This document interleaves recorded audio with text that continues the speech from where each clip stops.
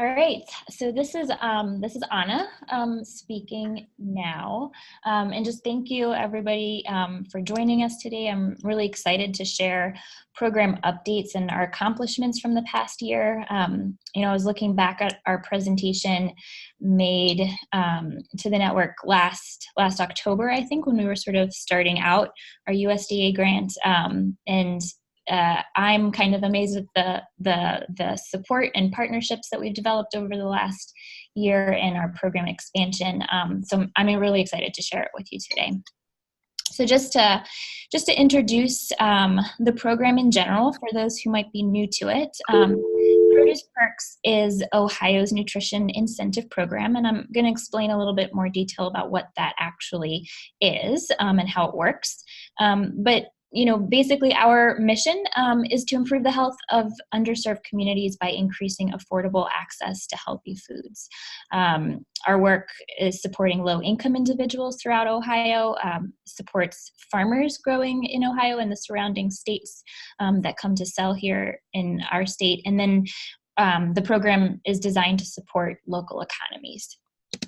So just quickly again, so you can see our names in writing. I'm Anna Bird. I'm the statewide program manager for Produce Perks, and Lauren Vargo is going to be talking a little bit more about the research and evaluation that we're doing on the Produce Perks program statewide. So Case Western Reserve University has provided evaluation for the statewide nutrition incentive program for years now, and are a big part of our FINI grant, our USDA grant currently. So just to kind of get those, relationships and our roles out there. So I imagine that many of you probably already are familiar with the Produce Perks program, but I am going to take a few minutes just to walk through how the program actually works, its purpose, a little bit of the national perspective as well. So if you're already pretty familiar with our work, you can take this time to check your email or work on some projects, and then I'll get to kind of the meat of the presentation on our accomplishments over the last year. But just so everybody's aware, nutrition incentive programs allow low-income individuals to have better access to healthy food. So they do that by making those foods more affordable. So, you can think about this in contrast with, maybe another type of program that could perhaps say tax unhealthy foods or whatnot. Research shows that programs like nutrition incentive programs that incentivize the purchase of healthy foods by making them more affordable actually have better impact and better outcomes. So that's what the program is. We do this by providing SNAP consumers, so that's folks that are receiving federal food assistance. SNAP stands for Supplemental Nutrition Assistance Program. We provide those individuals, when they're shopping at one of our sites, a dollar for dollar match. Our matching dollars can be used to purchase fresh fruits and vegetables. So we operate the program in two different settings in Ohio. The first is at farmers markets, which is what you're seeing up on the screen. So what that customer will experience when they're using the program at one of our participating farmers markets or mobile markets, farm stands, they'll come to the market and they'll swipe their card that has their federal food assistance benefits on it with market staff. And then they'll be issued two sets of tokens. So one that represents their SNAP dollars that they're taking off of their card. So you can kind of think of it as like an ATM transaction. They're swiping and they're getting this alternative form of currency. And then we provide, or market staff provides, those matching dollars, Produce Perks tokens. We will match up to $20 per day for each customer. So a customer could go to a farmer's market every day of the week if they had them around them and had the capacity to do so, and get that $20 match each day. They can then spend their SNAP tokens on any SNAP eligible item at the farmer's market, and spend their Produce Perks tokens on fruits and vegetables at the market. And so providing this alternative form of currency prevents, or overrides the need for every single vendor to have their own card reading equipment and the fees that come along with that. So it's a really great system at the farmers market. And then over the last year, and this is really been part of our USDA grant that Amanda had mentioned, we've begun to mindfully expand into grocery stores. So, we recognize that customers, need more consistent access to healthy foods, and healthy, affordable foods than perhaps a farmer's market can sustain for many individuals. So farmers markets are only open once a week, usually for a few hours, and we are working in grocery stores in some areas where there's not necessarily a farmer's market in that area as well. So we're mindfully scaling into the grocery store setting. We work with independently owned Ohio grocery stores, ranging from some regional chains, so Dave's Market in the Cleveland and Akron area, Bueller's Fresh Foods in Wayne County, and soon we're expanding into their Tuscarawas County sites as well. And then all the way down to sort of just mom and pop stores and food co-ops as well. So we're mindful that the program's having economic impact and supporting these small business owners that can use that competitive edge of a program like this. So given that grocery stores go through a much higher volume of SNAP sales and produce sales, we have capped the match that customers receive at $10 in these types of locations. So, grocery stores aren't really set up to handle alternative forms of currency. So we operate the program a little bit differently as well. The customer will shop for eligible items using their SNAP EBT card, and then will receive up to $10 in the form of a coupon or a voucher that they can then redeem on their next visit. So these programs, both at the farmers market setting and in the grocery store, really help drive that customer to return because they're getting that physical coupon or those physical, tokens, which they could spend that day on a second transaction, but it also, they can save them and bring them back as well. So the produce perks, my organization, Produce Perks Midwest, which is located in Cincinnati, serves as the administrative hub for the Nutrition Incentive Program, and we hold the USDA grant. However, there's an advisory committee that was created in 2016 called the Ohio Nutrition Incentive Network, which is made up of members and partners from across the state that oversee and direct sort of the vision of this work. And so I put up all of the partners that we have currently sitting on the advisory committee up on the screen there. And, just to say the amount of work and effort that these partners put in is amazing and all invaluable.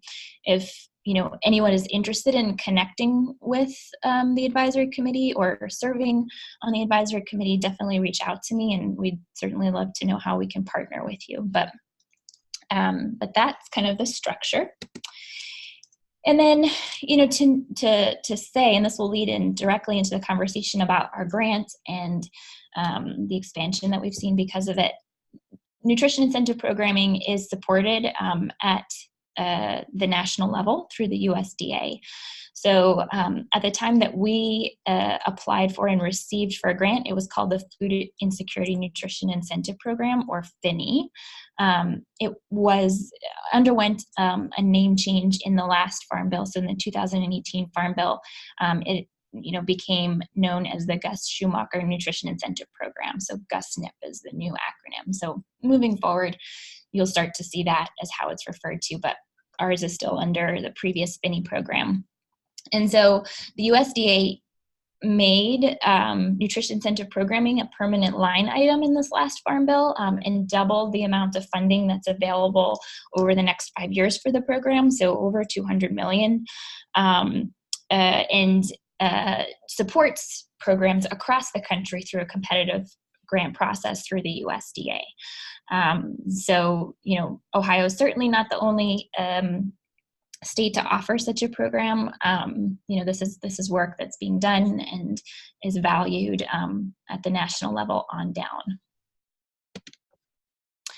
And, just a little bit more about the reasons behind offering, these types of programs. we strongly feel that the part of the value in the program like this is that it really empowers low-income consumers to make those healthy choices in their lives.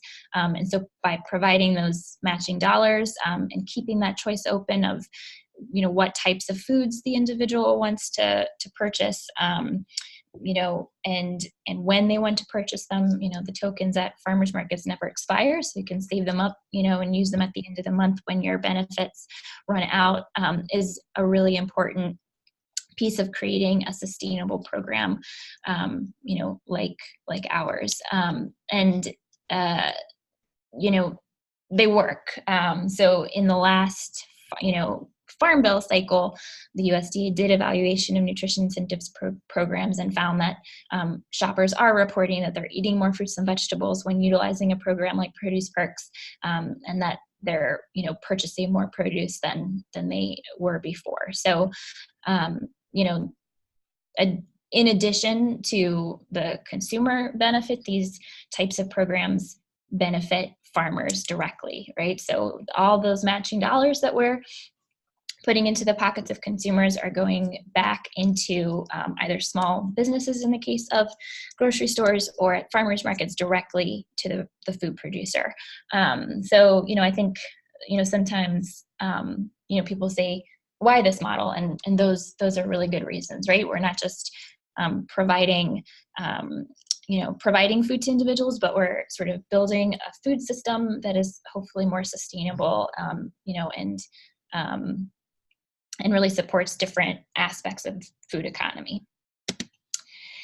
Okay, so again, before I jump directly into the grant and our goals there, I wanted to put up our 2018 impact numbers, because they really kind of show growth over time, and kind of give like a bit of a framework to the numbers that you'll see on the next few slides.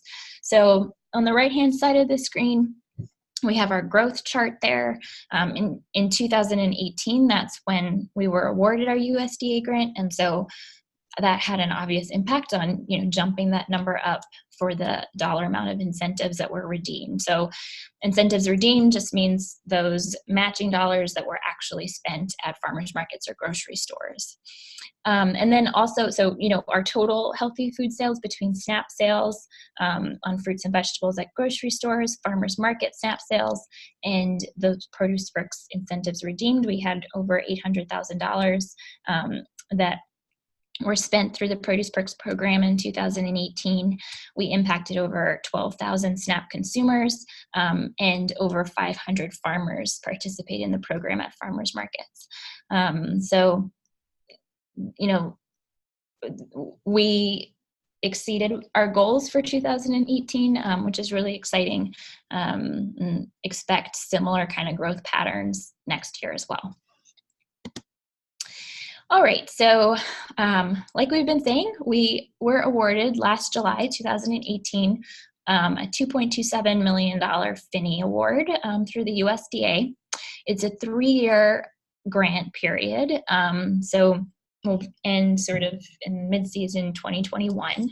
And just something to note about the FINI grant is that it's a matching grant. So we had to raise either through cash or in-kind support from partners across the state, of which there is a lot. If you think about all the players that are helping to implement the programming, and at the sites themselves or through marketing and promotional partnerships, there's a huge amount of in-kind that we're collecting, but the total support over the 3 years is $4.6 million.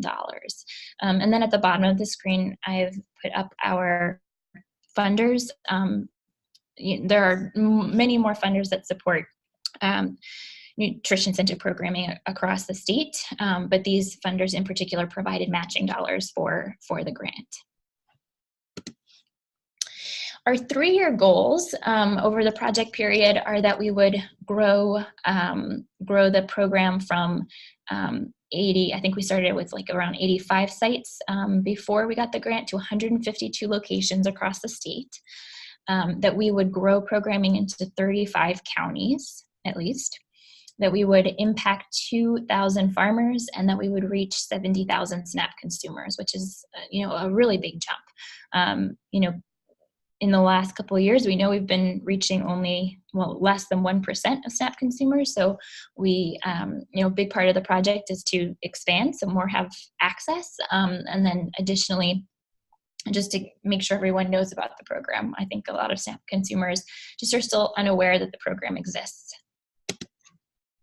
All right, so in the first year, we were able to expand programming to surpass our goals. And I'm just going to go back quickly. So our first project period is a 14-month period. We were able to start the program, our FINI project last May in 2018, and it goes to the end of our, the beginning of our award date. So it's a 14-month period. In the future, we'll then be looking at numbers in a 12-month period, but just to note. So in that 14-month period, we grew the number of counties that we're in from 14 to 27. So the dark green counties are where we started out. And you can see kind of clustered around metropolitan areas. And then the light green is our expansion sites within the last 14 months. I did dark blue to represent counties where we have DTC sites, and I'm noticing Cuyahoga, it looks like there's some dots missing up there, but Cuyahoga, Lorain, Medina, Portage, and Stark all have DTC sites. And then the retail sites are up there in orange. We added 18 new direct-to-consumer sites, so that's farmers markets, farm stands, mobile markets, CSAs, and then we added 11 new grocery retail sites, so a lot of growth in that setting. Total, we had, with all the stops that mobile markets make and CSA drop sites, et cetera, we have 147 locations operating within that 14-month period. So then I've got two slides here. The first one is our zip code reach in 2017.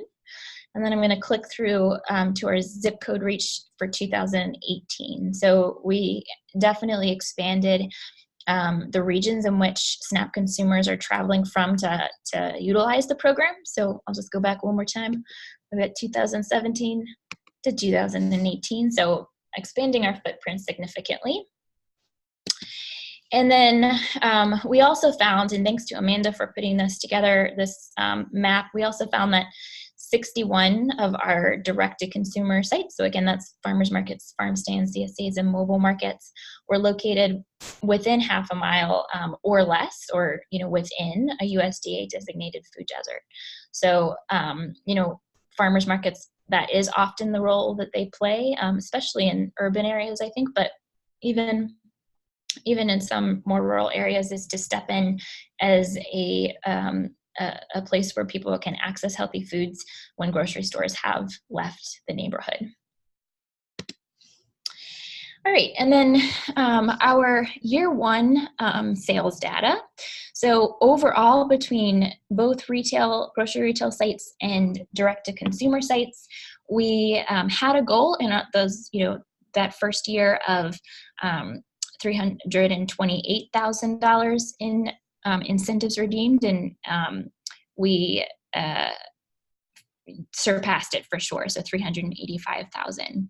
At direct-to-consumer sites, we saw a big jump from what we had projected. So we thought we would get $123,000 there, almost $124,000, and in actuality, we saw $187,000. So that's really great. I should note that as part of the grant, we increased the cap at farmers markets to $20. It was $10 in 2017, but in 2018, with that access to the USDA funds supporting the program, we were able to increase that match, which is looking to be a best practice, from research across the country, that individuals with a higher, when the cap is higher, individuals utilize the cap at that higher rate. So that could be part of that extra growth.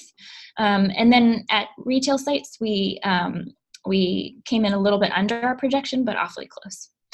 So the Another interesting piece of information is our direct-to-consumer redemption rate and our retail redemption rate. So at farmers markets, we see over a 90% redemption rate. So just think, those tokens are being handed out, and then customers are spending them, right? And so sometimes customers, might lose the tokens, or for whatever reason, they don't actually get spent. So that's how we calculate the redemption rate, which is, over 90% is a pretty healthy redemption rate for these types of programs.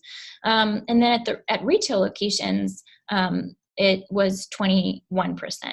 And we are finding that this varies, depending on the type of retail location. So some of the retailers that we work with we're looking at a 60% redemption rate. Others we're looking at a much lower redemption rate. So kind of, that's maybe somewhat misleading to just say that it's 21%, because there's a lot of variability. And that's one of the things that we're hoping to study and learn. Nutrition incentive programming within the grocery retail setting is relatively new across the country. So this grant project and our expansion into the sites, Ohio is one of the leading states in grocery retail expansion. I think we'll learn a lot and have a better understanding about how the program is actually working in grocery stores. And then I broke out our sales at our direct-to-consumer sites, because I think that they're really interesting and powerful to see. So I just took the same time period, 14-month period prior to us, our project start date for the USDA grant for FINI, and just compared them. So SNAP sales, we saw a nice jump there. Incentives distributed, a larger jump, and that again is because we raised that cap to $20 per day. And then the incentives redeemed also a nice jump. So we're really happy with those numbers and expect that continued growth trajectory moving forward. Another big piece of our grant has been to sort of, solidify and deepen our outreach and promotional strategy. So just a little bit of history, the produce, nutrition incentive programming prior to 2016, 2017 had been operating under different names in different parts of the state. So, Amanda had been leading Produce Perks in Cuyahoga County. We had Veggie Snaps in Columbus. The Akron area had Carrot Cash, Double Up Food Bucks in Toledo. So we, in 2016, as the advisory committee of the Ohio Nutrition Incentive Network came together and decided to rebrand all of the programming under one name, which is Produce Perks. So that kind of launched as the first step of creating a statewide marketing plan. Really being able to promote the program in ways that we hadn't been before. So, within our first year of our FINI project, we distributed over 85,000 pieces of marketing collateral, postcards and posters and all that good stuff. We had over 1 million digital impressions through some Facebook ads and just organic reach through social media. And then, part of the momentum and the influx of those USDA dollars and the support that the grant has provided has allowed us to really deepen our relationship with statewide organizations. So we work with the Ohio Department of Jobs and Family Services, which makes sense because that's where folks are going to sign up for SNAP in the first place. So we work with them to have presence in their farmers market directory, which is sent to over 100,000 individuals across the state who live near a farmers market that offers SNAP and Produce Perks. So we reach customers that way. The ODJFS has launched their own app as a resource for SNAP consumers, and we've partnered with them to have a presence on that app so individuals can learn about the program that way.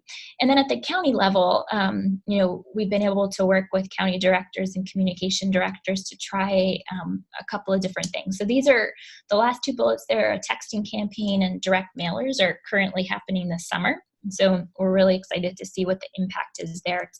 ODJFS has that direct communication with SNAP consumers. and is exploring themselves using texting across the state. So we're working with Delaware County JFS to launch a texting campaign this summer and see what impact that has in driving new customers to the farmers market there. And then in Cuyahoga and Akron, Summit County, in Summit County and Cuyahoga County, we are also sending direct promotional mailers out as well to thousands of, tens of thousands even, of individuals that are receiving SNAP benefits there. So hopefully we'll have some great updates later on from those two marketing campaigns. But it's just really exciting to see, as we picked up this momentum as a statewide program, just to be able to leverage that to have these deeper conversations with statewide agencies and, get a lot of things in place in this last year. We also work closely with the Women, Infants, and Children program at the state and county level. And they are also working with us to reach consumers through their text message service, as well as they've long been wonderful supporters and promotional partners just through their clinics and their face-to-face time with with the recipients of the WIC program. So they've been great. And then I just popped up our additional partners on the screen as well, just to kind of call them out. And there's more at the local level. So these are really organizations that we're working with on statewide strategies. But, then can certainly say that especially if a farmer's market has great relationships with their local SNAP Ed educator, with their local food bank, with their local health department, any medical hospital networks, and if those partners are helping to promote the program and support the program in other ways, we do see an impact on the SNAP sales at that market. So those sort of word of mouth and direct face-to-face time with SNAP consumers through partners is invaluable to the success of the program.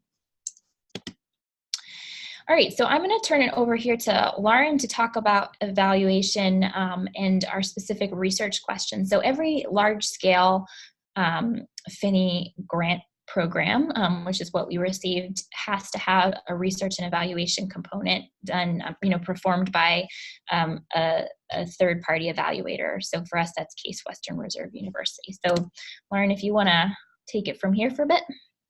Yeah, thank you, Anna. So again, I'm Lauren Vargo. I work at Case Western Reserve University at the Swetland Center for Environmental Health. Beyond the two evaluation studies I am going to talk about, we do routine reporting. So Anna and I work closely together, and we're looking at kind of the retail data and the farmers market data every month, as well as compiling quarterly reports and then annual reports for the FINI year and calendar year. So the first evaluation study that we did, and this did year one, so it did end June 30th, and then we will pick back up kind of in February, but was the retail case studies. So the goal of the retail case studies was to identify the core elements that contribute to successful implementation of produce perks at grocery stores. So Anna did touch on that SNAP incentive programming is new, relatively new at retail sites in Ohio as a leader. So in trying to take advantage of that, we're trying to learn as much as we can as why they are successful or why they're not as successful as they could be. So the research question was, what are the core elements of a healthy food incentive program implementation in diverse grocery retail settings? So this would be, we have some retail chains, we have a co-op, we have the independently owned and operated sites, and then in different geographic contexts. So some are in urban settings, and then rural, and then the business model, so co-op, independent. And there is one that's actually in a healthcare network, that's a Market on the Green, so really interesting models. So in total, we will be conducting 6 retail case studies at stores that currently offer the program. And this year, last year, we did complete 3. These are at the Dave's Supermarkets, Buehler's Fresh Foods. Dave's is in Cleveland, Buehler's is in Worcester, and then Keller Market House, which is in Lancaster. Southeast Ohio. So the three parts of these case studies was interviews, focus groups, and store audits. First, interviews would be with employee stakeholders, so this would be store managers or owners, IT staff or training staff, and then cashiers.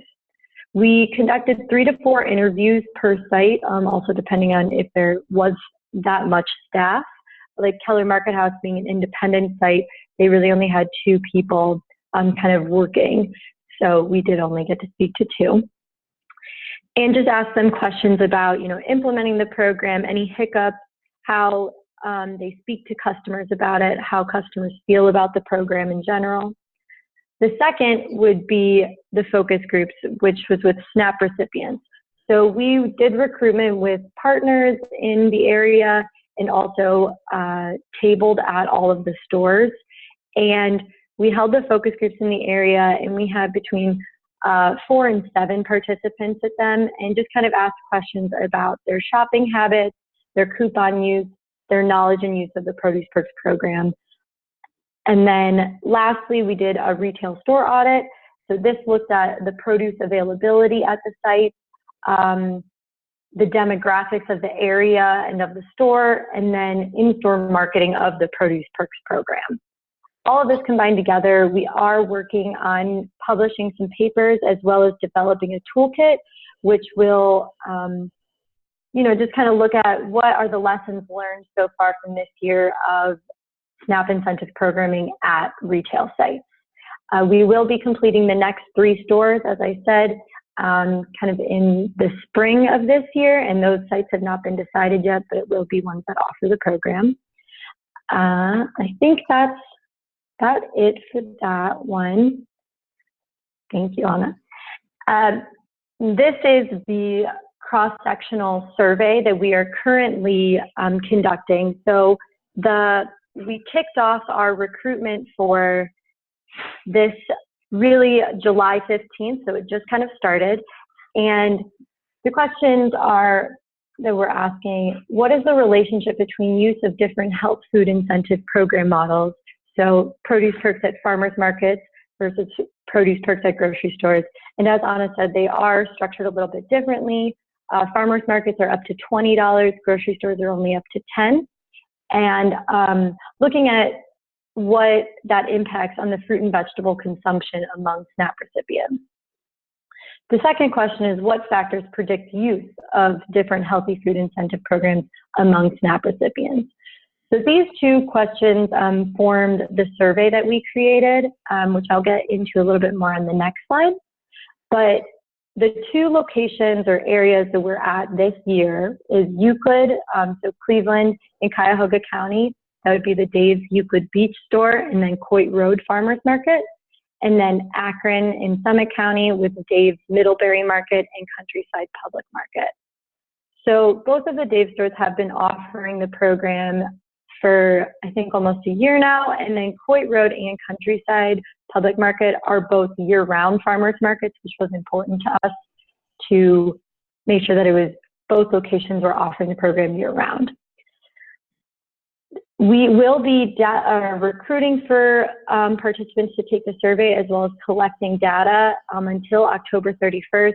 We did choose this date because we want to make sure that no one's dietary habits have changed because of the holidays, and Thanksgiving and Christmas come around and we eat a lot of cookies. But in total, over this year and next year, which next year we have not decided the sites yet, we do want 400 participants total, and we do have a goal of 300 this year, seeing as the 2 Dave stores selected are the highest. They have the most transactions currently, just people coming in and out and receiving coupons. So of the SNAP recipients that we are hoping to speak to, we are targeting those who have not used the Produce Perks program, those who have used the Produce Perks program at either a retail site or a farmer's market, and those who have used it at both. So this gives us a little bit of insight if someone is, everyone's eligible to use the program, but if they're not using the program, maybe figuring out why, if they enjoy using it at the farmer's market over a retail site, explaining that, and then as well as if they like to use it at both. So for the documents that we have for this, first is the eligibility criteria. So when we're sitting at a Dave's store, which if you do go to either of those Dave's stores or the farmers markets, you'll probably see us. First, we ask, what is your address? So the participant must live in the targeted area. And after I finish this slide, we'll look at the map of the targeted area. The second question is, do you currently receive SNAP benefits? Next, do you speak English? We are including participants that are non-English speaking, but that's a little bit of a process. So we haven't had anyone interested yet, but if there are people, we do have the capability to translate the documents and have someone administer it in other languages. And then participants also must be 18 years or older and do 50% or the more of food shopping for their household. There's also a contact information sheet, so we can get some of their information to kind of send them the compensation for participating, a consent form and script, as well as the survey guide. So the survey guide is just the survey questions, and what we touch on is where people like to shop, if they've used the program, food or eating and cooking habits, self-efficacy related to food and shopping, and just overall preferences, and if they agree with some statements that we've heard are popular among SNAP recipients. So the first target area is Euclid, Ohio. So on the map here, you can see Coit Road Farmers Market and Dave's Euclid Beach, the two dots there. There are other farmers markets and retail sites that are within these 5-mile buffers. This map unfortunately just doesn't reflect that. But as you'll see, around each dot, there is a radius of a 5-mile buffer, and then we do have the intersect, which is the darker green. So as Anna said, we are sending out promotional mailers through JFS, and those mailers are targeted at the neighborhoods that are in the darker green, so the intersect portion. But for the survey, a participant, if we put in their address, as long as they live within either of those full circles, they are eligible to participate. And then this is the Akron map. So this does reflect some of the other locations that are around. So, and the reason we do want to account for this is because we know with farmers markets, there's usually more than one in an area. And so while we're targeting Countryside Public Market and Coit Road Farmers Market, we understand that people might have used the Produce Perks program at another market that's been around. So here you can also see it's the same type of map, Countryside Public Market, Dave's Supermarket, Akron, with the two 5-mile buffers, and then an intersect of the two, which is where we did the targeted marketing for the two sites and then the survey as well. And I think that's it. So thank you. And if you have any questions too, say my email isn't anywhere, but it is lnv10@case.edu. All right, thanks, Lauren. So I'm just going to wrap up the presentation by just kind of giving you a heads up about our goals and vision for our second year of the Finney project.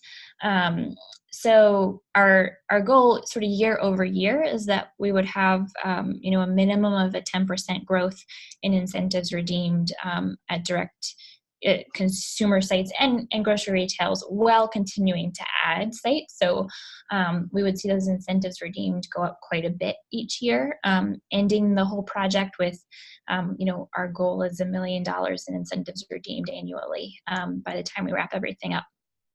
We also want to see a 50% growth each year in the customers that are reached through the program. In this next year, so our second year of Finney, which will end June 30th in 2020, we want to have the program operational at 100 direct-to-consumer sites and 18 grocery retail sites.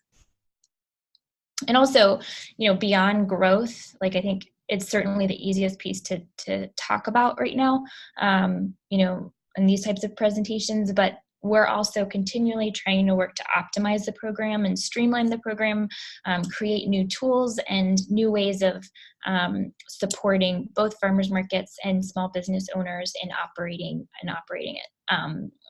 So where we're constantly trying to improve our process and outreach, all of that as well. And those are goals of the project. And then just to pop up on the screen, it's now we are in year 2 as of July 1st of the project. So we have some confirmed sites that will be coming on starting this month and over the next few months. And they're located in the orange highlighted counties. So I just like to put that out there. So, if you're in one of those counties or have partners there, you can tell them that the program will be serving consumers there. And we'll be adding more sites and potentially more counties, I think, between now and next June for sure. So, all right, I think that is all I've got. So hopefully, we've left some time to answer questions. Thank you so much for listening to us today. So I, since the call is a little bit smaller today, I went ahead and I'm giving everybody access to talk. So rather than using the chat box or the Q&A box, people can kind of just ask questions directly. So feel free, if you have any questions, to go ahead and ask them. Except for the one person who called in, you may not be able to do that because I can't promote you, but you can still use the Q&A box.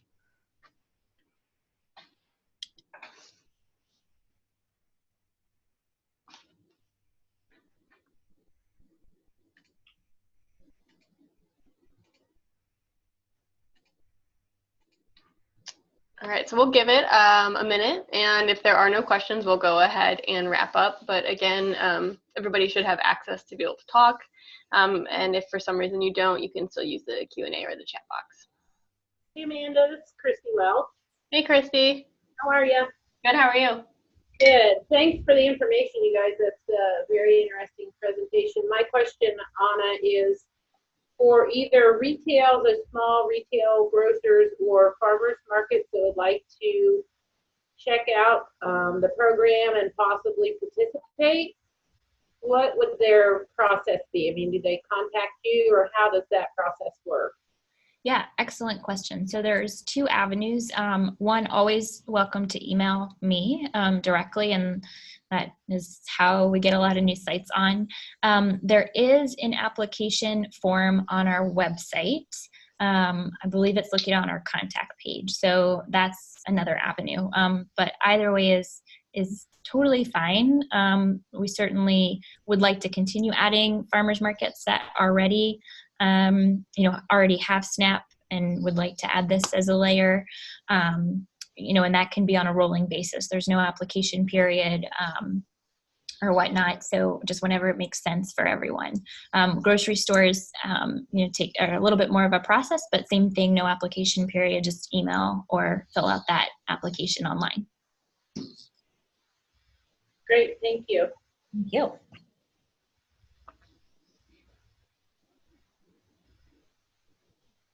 All right, do we have any other questions?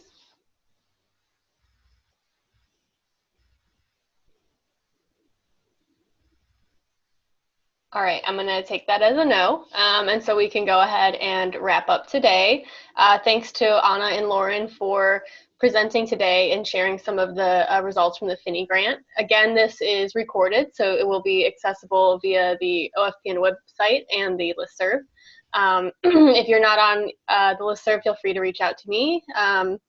And next month, we will be hearing a little bit more about shared use kitchens and some of the models nationally and in the state of Ohio. So thanks again, Anna and Lauren, and we'll see you next month. Thank you. Thank you.